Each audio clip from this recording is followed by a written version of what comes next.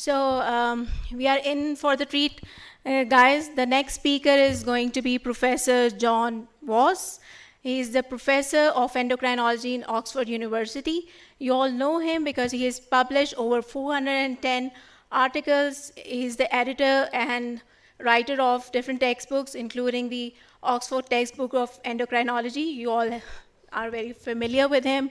And my personal favorite was his documentary back in 2016, the Fantastic World of Hormones. You must have seen it in the BBC. So without further delay, I would request Dr. John Voss to take the stage. Unfortunately, he wasn't able to physically join us because of some visa issues he was having, but he's kind enough to join us through a Zoom link. So the topic for his today's talk is neuroendocrine tumors, the need for screening and surveillance. Good evening. My name's John Voss, and I've got the chair of endocrinology in Oxford University. And can I begin by thanking the Pakistan Endocrine Society very much indeed for inviting me to talk at their meeting this year. It's a great privilege and a pleasure. I'm really, really sorry, though, that I'm not able to be with you in person. We tried very hard to get a visa with numerous emails and telephone calls, and in the end, it didn't work. So I'm not able to be with you, and for that, I'm very, very sorry. We did try very hard indeed. So I'm going to talk to you I've been asked to talk to you about neuroendocrine tumors and treatment in 2023, and it's a hugely exciting subject. It's a very complicated subject, and it's one where there has been a number of significant advances in the last few years, and therefore it's very important to have a grasp of it.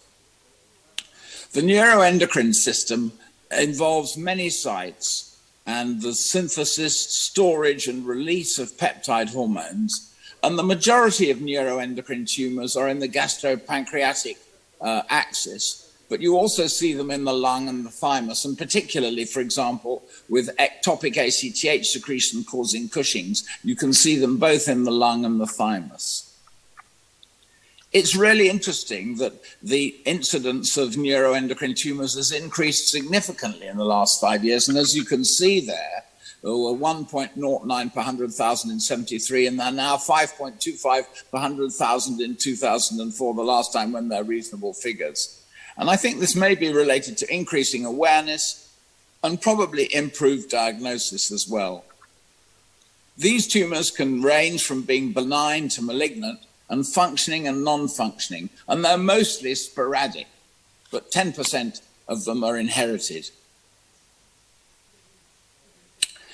This is the neuroendocrine tumor classification, and often, particularly in the pancreas, you see non-functioning tumors which don't make any hormones, and then endocrinologists, I suppose, don't get quite so excited, but also they don't get so involved.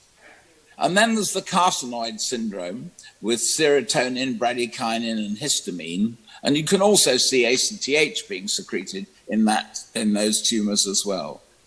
And then I'll cover these as well briefly. Insulinoma, making insulin, gastrinoma, making gastrin. And I won't talk about glucagonoma, vipoma, and somatostatomas. They're very, very rare. But insulinomas are not uncommon, and likewise gastrinomas, so I will cover those. Neuroendocrine tumors are variable in their prognosis.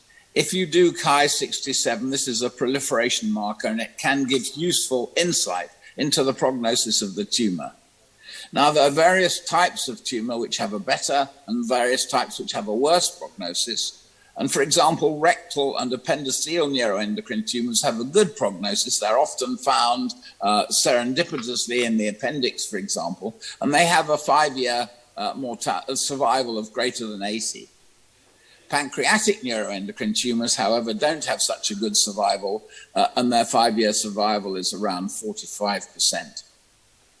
Now, it's unfortunate that a number of these tumors are incurable at presentation. They present with widespread metastatic disease, but they may be very slowly growing, even if they are widespread.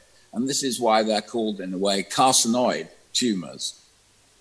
And endocrinologists are obviously involved with the secreting tumors particularly.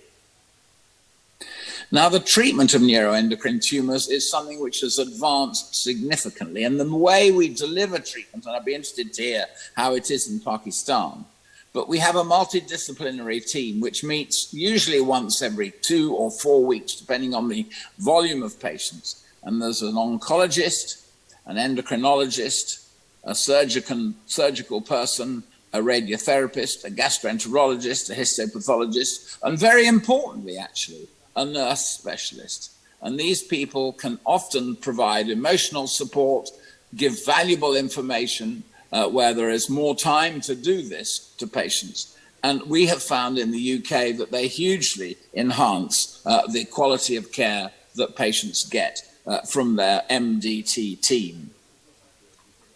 Neuroendocrine tumor pathology is important. And this is based on the WHO 2010 scheme and also the European Neuroendocrine Tumor Society, or ENETS. And the grade and stage of the neuroendocrine tumor is important.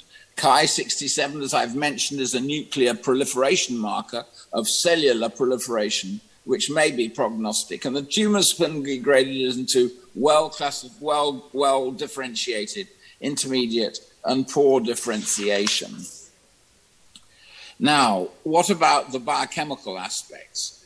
Chromogranin A is sometimes secreted by these tumors, and in 32 to 92%, depending on the series, you can find elevated chromogranin. And this is important because it can be used as a tumor marker during treatment, and it can fall, obviously, if treatment is successful. Sometimes you see people who've got positive chromogranin A, and you can see false positives with a number of different circumstances: renal failure, liver failure, proton pump inhibitors, atrophic gastritis, and sometimes with inflammatory bowel disease. And what we normally do in these patients is to do a fasting gut hormone profile. We'll measure insulin, glucagon, somatostatin, pancreatic polypeptide, because it's often the case that a tumor is making more than one hormone, and that's quite an important aspect of these tumors. The biochemical aspects of neuroendocrine tumors are important, and some secrete serotonin, as I've said, and if it's on the gut side of the liver and the serotonin is increased, and then when it exceeds liver metabolism, they then get carcinoid syndrome because the serotonin is getting into the circulation. And you can measure 5-hydroxyindoleacetic acid in the urine and plasma. It's got limited sensitivity, but it's highly specific for a carcinoid tumor. And you sometimes get interference with this measurement with such things as bananas, tomatoes, and various medications, which you should avoid 3 days prior to the measurement of 5-hydroxyindoleacetic acid in the urine. Now, there are a large number of drugs which can interfere with HIAA, and these include caffeine, diazepam, nicotine, paracetamol, aspirin. And you can also get interference with monoamine oxidase inhibitors, tricyclic antidepressants, and methyl dopa. So that this is an important measurement, but you can be led astray by some aspects of it. Multiple endocrine neoplasia is something that is well known, and it encompasses a number of inherited syndromes, as you know. MEN1, multiple endocrine neoplasia type 1, is gastrinoma and insulinoma when it comes to neuroendocrine tumors, and these patients have hyperparathyroidism as well. You can also see neuroendocrine tumors in von Hippel-Lindau. These are typically pancreatic and non-functioning. And in neurofibromatosis type 1, you can typically see a pheochromocytoma. And so there are associated inherited aspects of some of these neuroendocrine tumors. The localization of neuroendocrine tumors is something which requires a great deal of technical expertise often. You can localize them by CT or MRI, and this is often useful for staging, particularly if they're liver metastases. You can also localize them and look at the extent with PET-CT with gallium-68 labeled somatostatin analogs. And the Octria scan, which is what this is partly called, is somatostatin receptor expression showing. And so these three ways of localizing tumors are important. And the 68 gallium PET CT has a better sensitivity than Octria scan. And so these are important things, and I don't know whether they're available, but they're not available everywhere in the UK as well. Monitoring treatment is important once you get patients treated. You can measure chromogranin A, as I've said. You can measure urinary 5-hydroxyindoleacetic acid if it's elevated. And if it's non-functioning, you look at the size. And these are important because if it's a 2-centimeter small lesion, 50 to 80% of these do not actually change in size, and they may be, as I've said before, quite indolent. Now, what is the treatment of neuroendocrine tumors? And as I've mentioned, MDTs are essential. You really need a group of people with expertise in different fields to actually make sure that the patient's medical needs are covered. Surgery is obviously important, and a surgeon who usually is quite expert at this is desirable. If there's local disease or limited hepatic metastases, surgical control may be curative. As I've said, they're often quite indolent and slowly growing, these tumors. And even if it's not curative, the surgery, debulking surgery can be useful, especially if the tumors are greater than 10 to 20 millimeters in diameter. And also surgery is indicated if the tumor is greater than 5 millimeters and increases in size in 6 months. So these are some of the indications for surgery. And the last one we see is that maybe the surgery is required to relieve intestinal obstruction. And these are important aspects of surgery. So there are general aspects and then local aspects.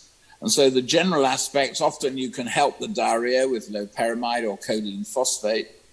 Tristat can be used as a serotonin synthesis inhibitor. And then somatostatin analogs are very important. And these have been shown, as we'll discuss in a minute, to reduce biochemical markers. They also ameliorate symptoms. They've been shown to control tumor growth, and they can reduce the frequency of carcinoid crisis. And so they are very, very useful, but they're quite expensive. And then if you've got somebody having surgery, you can infuse octreotide or one of the somatostatin analogs at 50 to 100 micrograms per hour. And this will alleviate high serotonin levels during surgery. And that's important to avoid carcinoid crisis. Treatment of neuroendocrine tumors is also important with various specific drugs. And everolimus inhibits the mTOR pathway, can control tumor progression and survival, and may cause anemia and hyperglycemia. Now, there have been some landmark neuroendocrine tumor studies, and I put these together.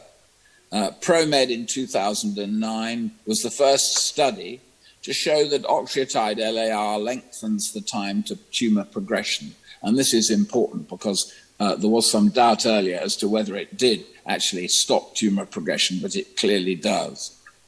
The next study is the Clarinet 2014 study, which showed that lanreotide autogel, which is the same as octreotide structurally, lengthens time to progression. And these compounds are very important. It's actually much easier to give lanreotide autogel than octreotide.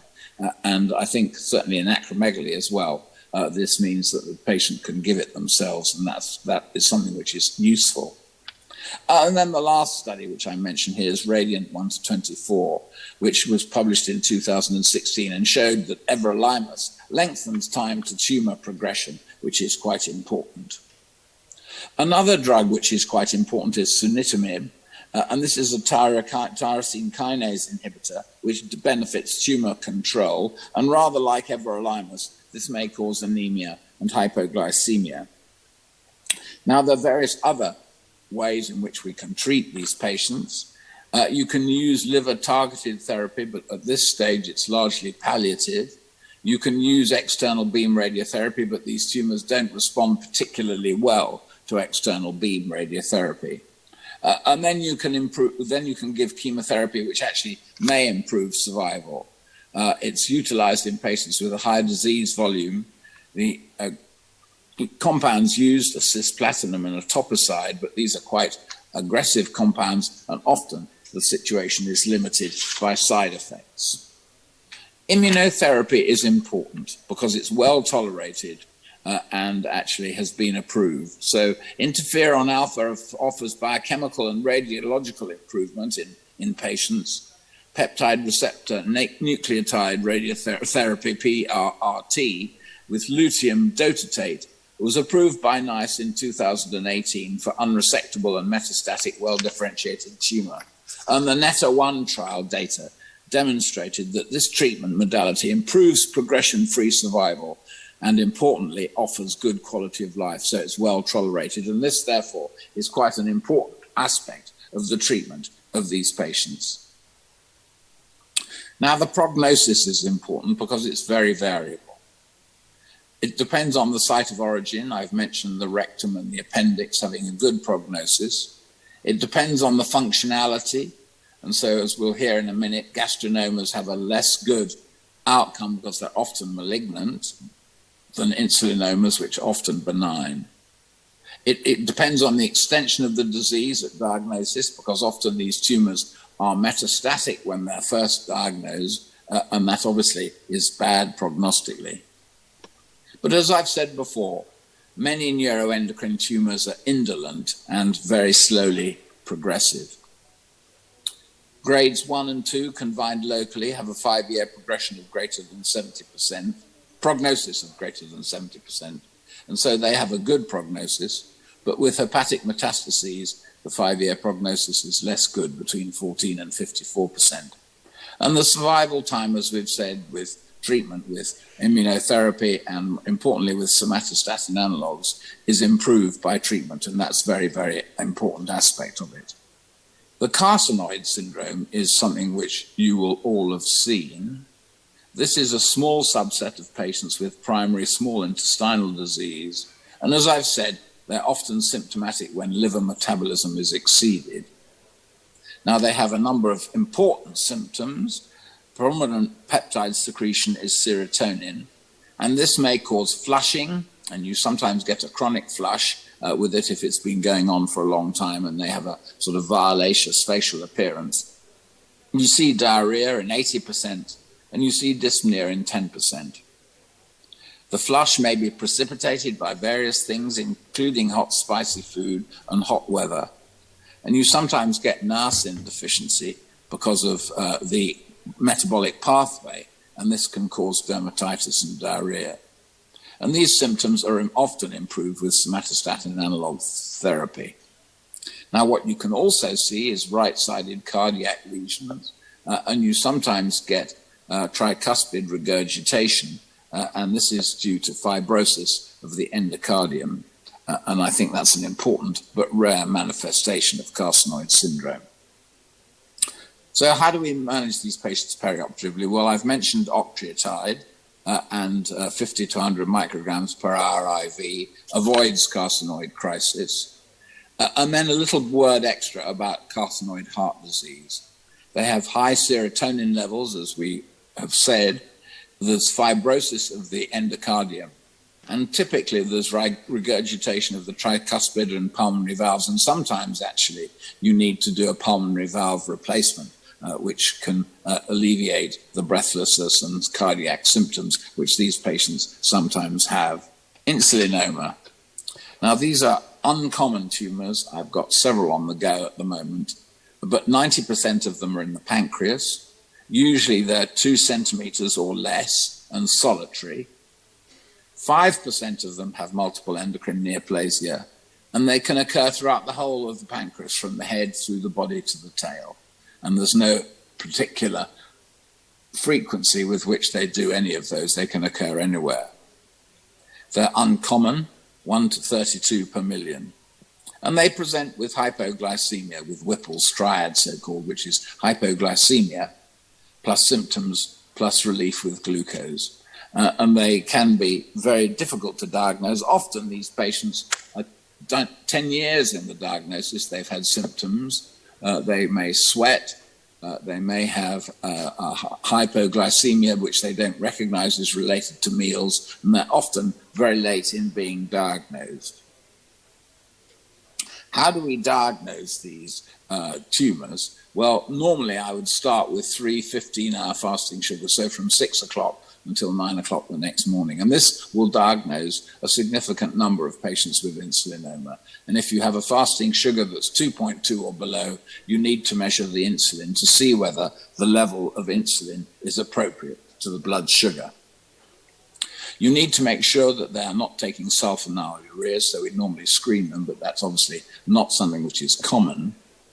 And then if those are negative and you still think that there's a insulinoma, you have to do a 72-hour fast, which is an unpleasant experience for the patient particularly. They're only allowed to have water. They walk up and down and exercise normally, but that can be quite uncomfortable not to have any food for 72 hours. And often, in fact, most often, they don't last 72 hours. They become if they've got an insulinoma, they become hypoglycemic, sometimes 24, 36, or 48 hours.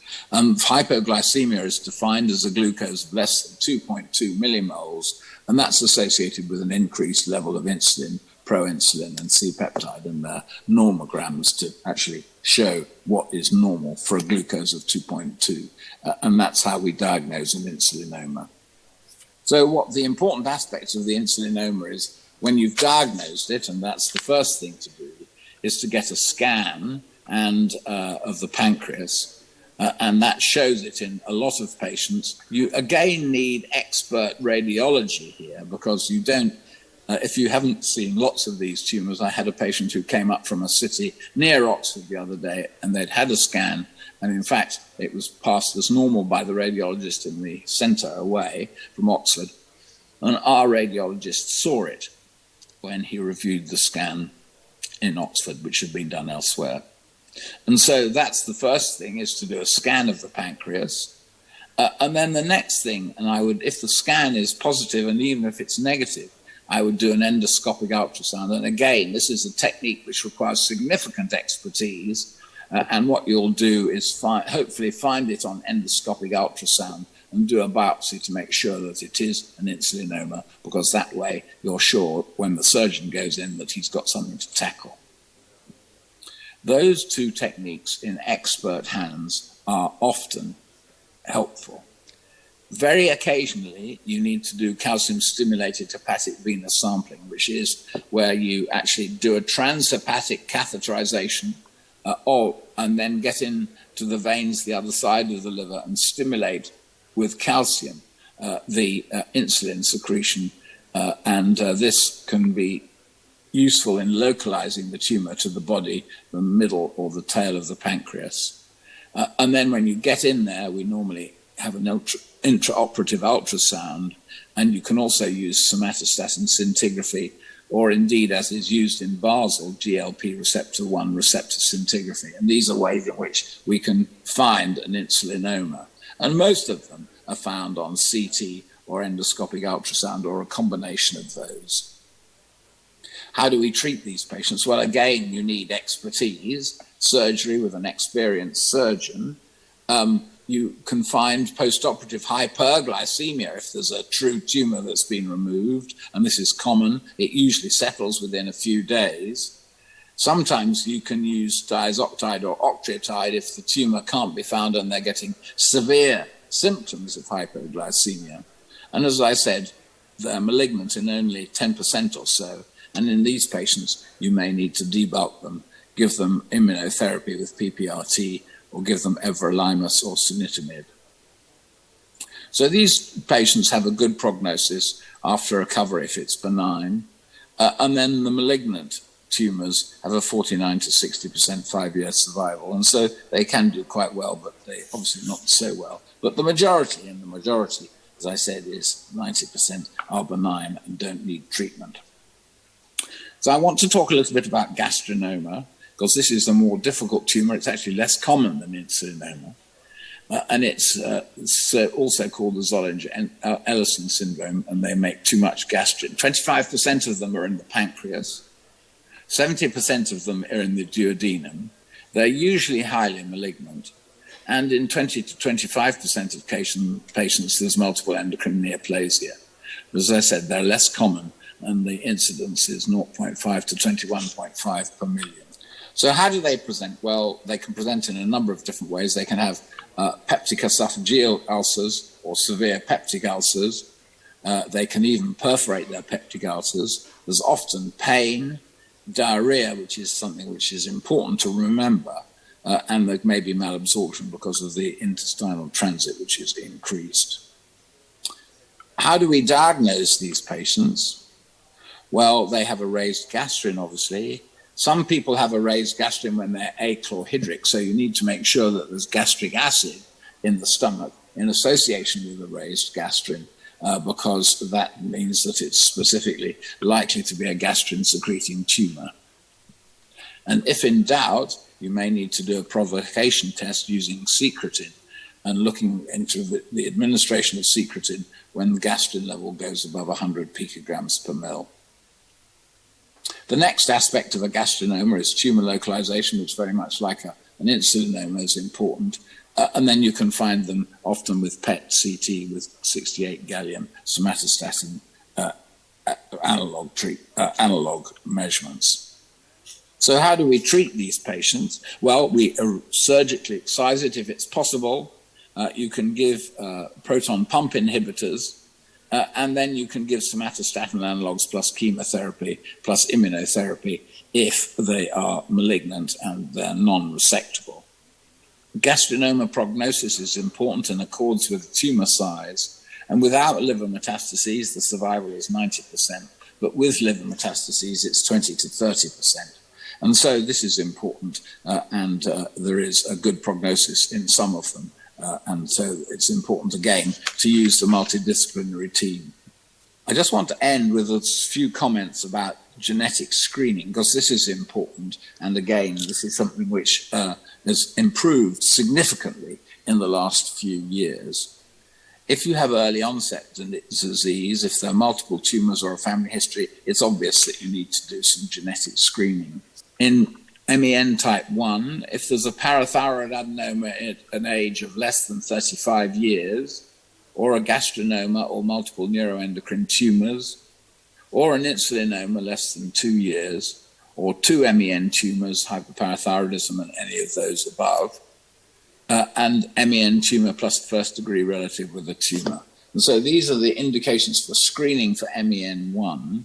And I think it's important that this is done, and we actually have geneticists who specialize in genetic screening and can advise the patients and their relatives about risks and so on. And then if we've got somebody who's in a family with MEN1, we have a fixed protocol for screening these patients with fasting gut hormones, neuro examination of the pancreas, and various other aspects so that they are diagnosed early if they get disease. Genetic screening for type 2, again, is first-degree relative, MEN tumors plus a family history. Sporadic medullary thyroid cancer will normally screen them for MEN2, and patients with bilateral pheochromocytomas. And as you know, there are a large number of genetic causes of pheochromocytoma now, which we screen for, and MEN2 is one of them. In summary, there have been huge advances, and these are in the treatment of neuroendocrine tumors. They are much more commonly diagnosed. They may be extremely challenging, but they may be very slowly growing, and I think that's a cause for optimism in some patients. And importantly, you need a multidisciplinary team to look after these patients and make sure that the aspects of their disease are catered for. So thank you again very much indeed for asking me to talk. And if you want, and it's possible, we can have some questions at a later date. Thank you.